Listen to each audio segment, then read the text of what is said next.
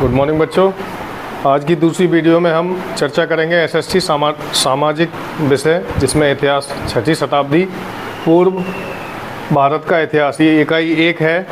इसके द्वारा हम ऑब्जेक्टिव प्रश्नों को लिखवाएंगे, क्योंकि अगर विस्तार से इतिहास हमने पढ़ा तो काफ़ी समय लग जाएगा और आप लोग कन्फ्यूज हो जाओगे कहाँ से पढ़ाई शुरू करें कहाँ से ना करें। तो मैं ऑब्जेक्टिव लिखवाऊंगा। तो आप पहला प्रश्न लिखना शुरू कीजिए। गौतम बुद्ध का जन्म कहाँ हुआ था? बताओ, पता है? बताइए। एक लोग बोला करो।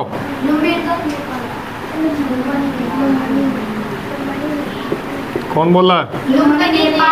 वेरी गुड, ताली बजाओ। लुम्बिनी, नेपाल। नेपाल भारत का सबसे अच्छा पड़ोसी देश है और यहाँ ये हमारे और भारत के रिश्ते, भारत के और नेपाल के रिश्ते इतने अच्छे हैं कि हमारी मुद्रा वहाँ आसानी से यूज होती है और जाना आना आसान रहता है। अगला क्वेश्चन लिखें। सम्राट अशोक के पिता कौन थे? सम्राट अशोक के पिता कौन थे? आंसर लिखिए। बिंदुसार।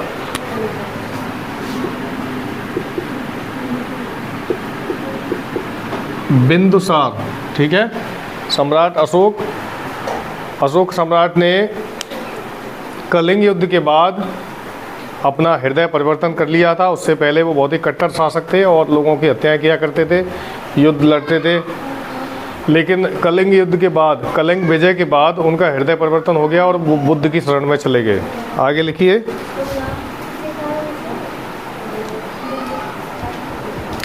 हर्षवर्धन के शासनकाल में कौन भारत आया? हर्षवर्धन के शासनकाल में कौन भारत आया? प्राचीन भारत चल रहा है, जो जहांगीर मध्यकालीन भारत में थे, ध्यान रखा करो।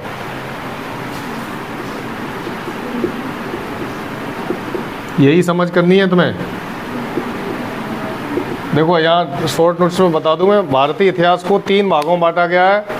प्राचीन इतिहास, मध्यकालीन इतिहास और आधुनिक इतिहास, ठीक है। तो हम इस समय प्राचीन इतिहास चल रहे हैं और जितने भी मुगल शासक थे या मुस्लिम शासक थे, सभी मध्यकालीन शासन में थे।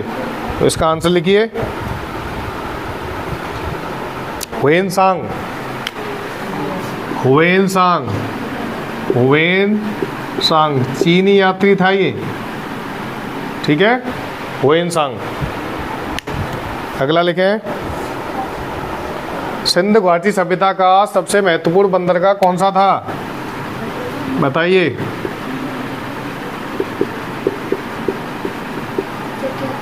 सिंधु घाटी सभ्यता का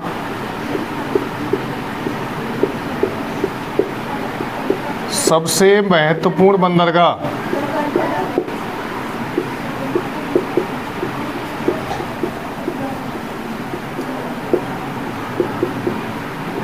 बंदरगाह समझते हो?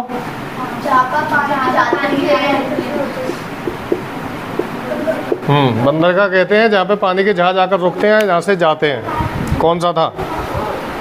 आंसर लिखें। लोथल। आप प्रश्नों को याद कीजिए, आंसर ठीक से आ नहीं रहे हैं, कन्फ्यूजन में लग रहा सिस्टम पूरा। लोथल, ठीक है। अगर यहाँ से ना दिख रहा हो तो यहाँ बैठ जाओ, बीच में यहाँ बैठ जाओ मेज के पास।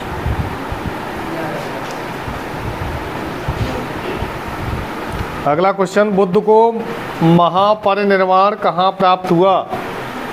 देखिए बच्चों, तथागत बुद्ध ने जब मृत्यु को प्राप्त किया था तो उनकी मृत्यु वाले समय को महापरिनिर्वाण कहा गया, ठीक है। उन्होंने निर्वाण प्राप्त कर लिया।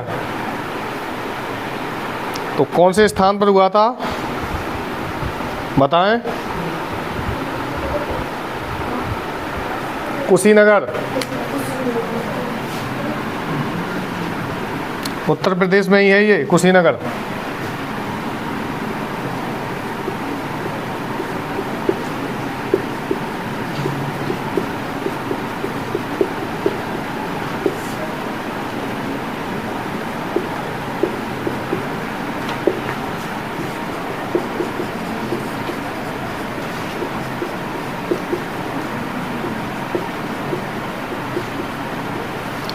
आंसर कुशीनगर। ठीक है, आप चाहें तो इस तरह से प्रश्नों का रूप बना सकते हैं, आगे भी लिख सकते हैं। ठीक है, राइटिंग पर मत जाना, हो सकता है जल्दबाजी में कोई मात्रा की मिस्टेक हो जाए, तो उसके लिए आवाज़ है मेरी, आवाज़ गलत नहीं होती हो सकती, लिखते समय गलती हो सकती है, मात्राओं की मिस्टेक या जल्दबाजी में अक्षर कोई ना समझ में आए, तो उसके लिए वॉइस को फॉलो करें।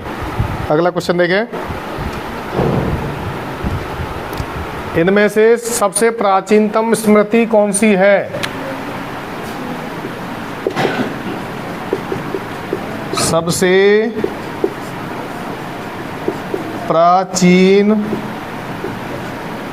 प्राचीनतम का मतलब प्राचीन से भी प्राचीन, पुराने से भी ज़्यादा पुराना।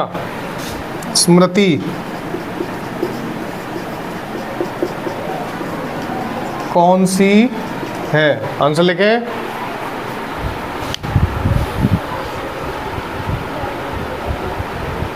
मनुस्मृति,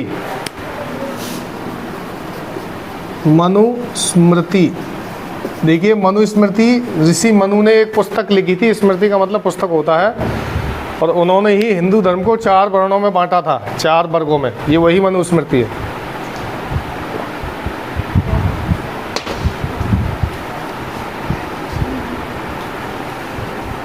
जा बैठ जा, इधर आ जा, उधर बैठ।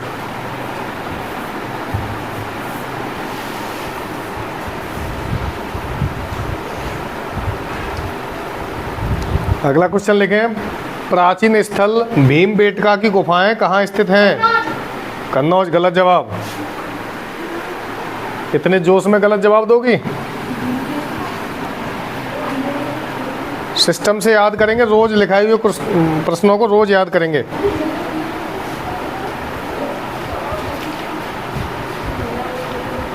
भीमबेटका की गुफाएं मध्य प्रदेश में स्थित है।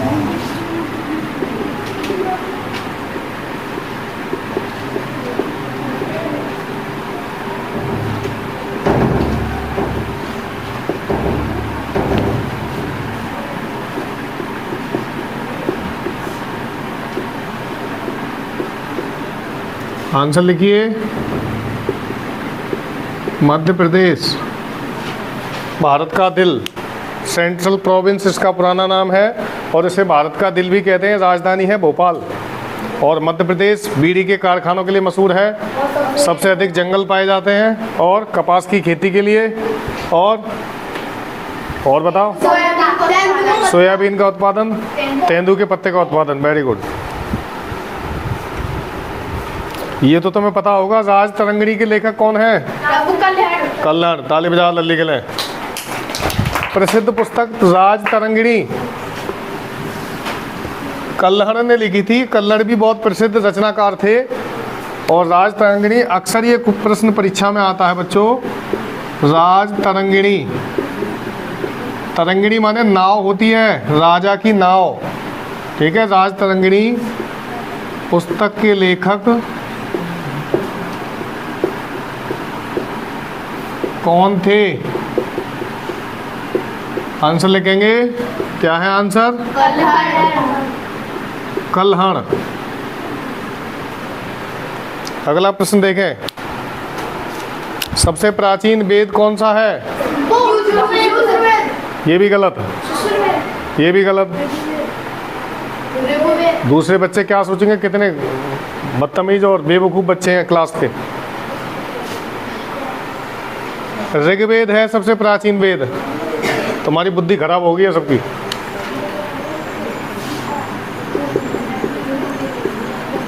सबसे प्राचीन वेद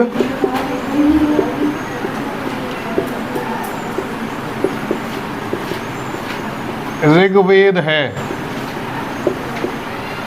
देखो बच्चों, 4 वेद हैं प्राचीन समय से, ऋग्वेद, यजुर्वेद, सामवेद और अथर्ववेद, जिनमें सबसे प्राचीन ऋग्वेद है।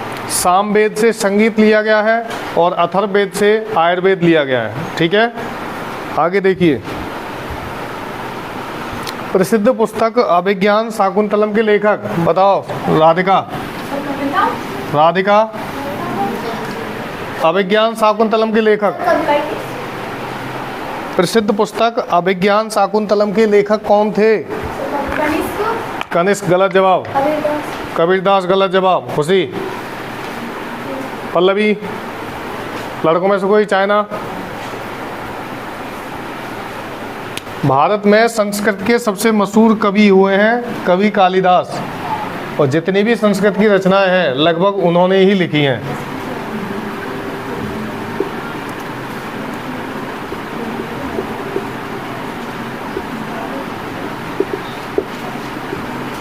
अभिज्ञान शाकुंतलम, मेघदूतम, रघुवंशम और ऋतु संहार, ये इनकी प्रसिद्ध रचना है जो महाकवि कालिदास ने लिखी हैं। ध्यान रखना, जिसमें अभिज्ञान शाकुंतलम,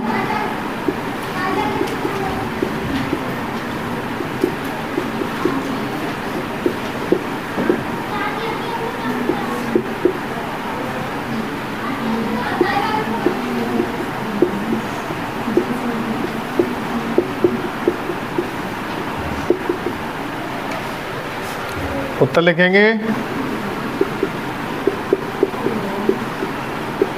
कालिदास संस्कृत के महान रचनाकार हैं ये थे। रामायण मूलतः कौन सी भाषा में लिखी गई है? कन्फर्म है? अच्छा, सही जवाब है, ताली बजा लो अपने लिए। शक संवत किसने प्रारंभ किया? ये भी सही है, वेरी गुड, लिख लेना। शक संवत किसने प्रारंभ किया? कनिष्क ने।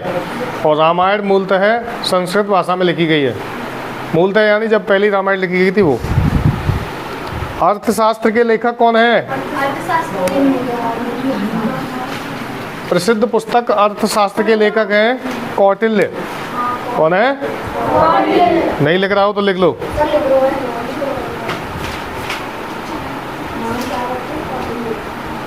गौतम बुद्ध को ज्ञान किस स्थान पर प्राप्त हुआ? सारनाथ बिहार। और बोध गया में क्या हुआ था?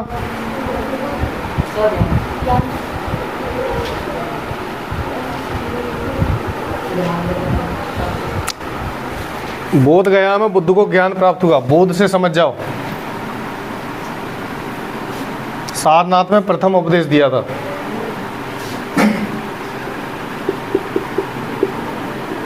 लिखिए, गौतम बुद्ध को ज्ञान कहाँ प्राप्त हुआ?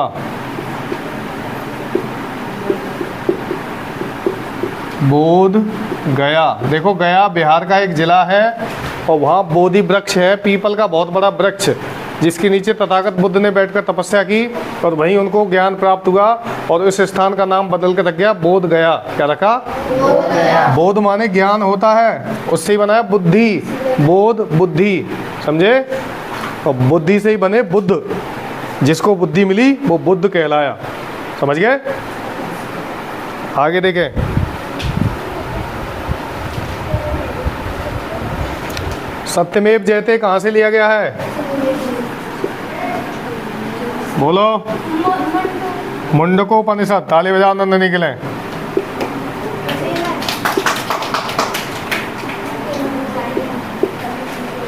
देखिए, अक्सर पुलिस के लोगों के नीचे या पुलिस की गाड़ियों पर या थाने पर अक्सर लिखा रहता है सत्यमेव जयते। इसका अर्थ क्या है?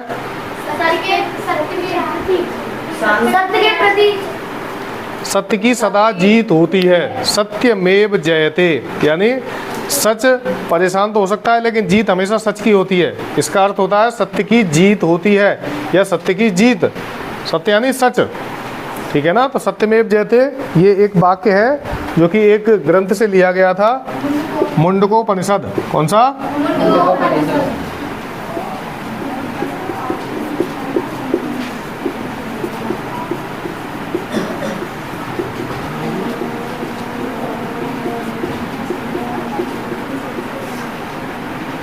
मुंडकोपनिषद। क्लियर है? कितने क्वेश्चन हो गए?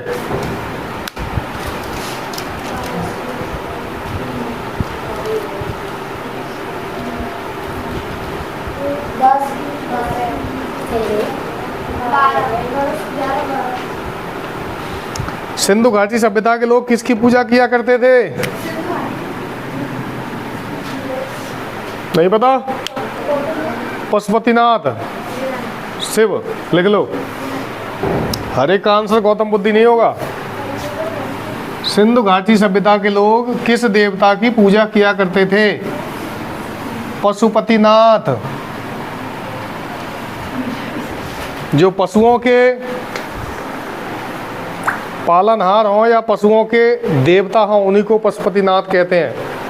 एक कुछ दिन पहले एक आदमी अपने सर पे कुत्ता रख के शिव के कैलाश पर्वत तक गया या किसी मंदिर में गया तो लोगों ने उसको बहुत रोका, लेकिन सच्चाई में वो उनको सही देवता के पास मिलाने ले गया था, क्योंकि शिव पशुओं के ही देवता हैं, पशुपतिनाथ इसीलिए नाम रखा गया उनको। ठीक है ना? तो लेकिन सिंधु घाटी सभ्यता के लोग किसकी पूजा क्या करते थे? पशुपतिनाथ। पुस्तक में लिख लें शिव, शिव शंकर महादेव कुछ भी कह लो।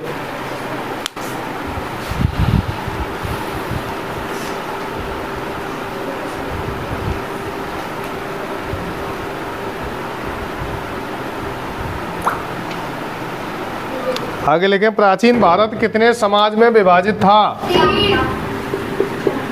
गलत जवाब, 4 सही है।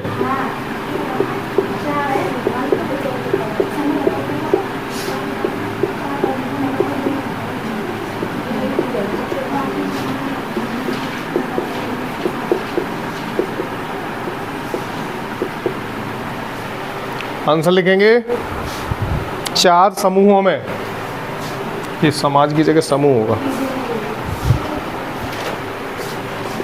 क्वेश्चन लिख लीजिए, आंसर हो गया 4 समूह। देखो प्यारे बच्चों, आजकल जो नक्शा तुम भारत का देखते हो, प्राचीन भारत का नक्शा वैसा नहीं था, क्योंकि पाकिस्तान भी भारत का हिस्सा था, चीन भी पाकिस्तान भारत में मिला हुआ था, म्यांमार भी भारत में मिला हुआ था।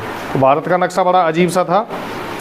जैसे जैसे भारत ने तरक्की की, विकास हुआ, देश आज़ाद हुआ, सभी देश अपने अलग अलग सीमाओं में बढ़ते चले गए और हमारे भारत का एक मुकम्मल नक्शा बन गया। तो आज के लिए इतना ही काफ़ी है। उम्मीद है इन सभी प्रश्नों से आप बहुत कुछ सीखेंगे। लिखते रहिए, याद करते रहिए। सबसे ज़रूरी है प्रश्नों को याद करना। और जो बच्चे ग्रुप से नहीं जुड़े हैं, ये सारी वीडियोस मैं अपने यूट्यूब चैनल पर डालूँगा, जिसका नाम है ऑनलाइन पाठशाला। आप लिख लें, हिंदी में ऑनलाइन है, अंग्रेजी में ऑनलाइन है और हिंदी में है पाठशाला। ऑनलाइन पाठशाला को सब्सक्राइब करें और लाइक करें और शेयर भी करें, ठीक, जिससे अधिक से अधिक बच्चों का भला हो सके। हम लोग, मैं और हमारे सहपाठी या सहसाथी श्रीमान गौरव जी, आप सभी बच्चों की फ्री में सेवा करते हैं ताकि आप सब लोगों को आपका हक मिल सके। मेहनत से पढ़ते रहिए, आगे भी वीडियो जारी रहेंगी। Thank you very much.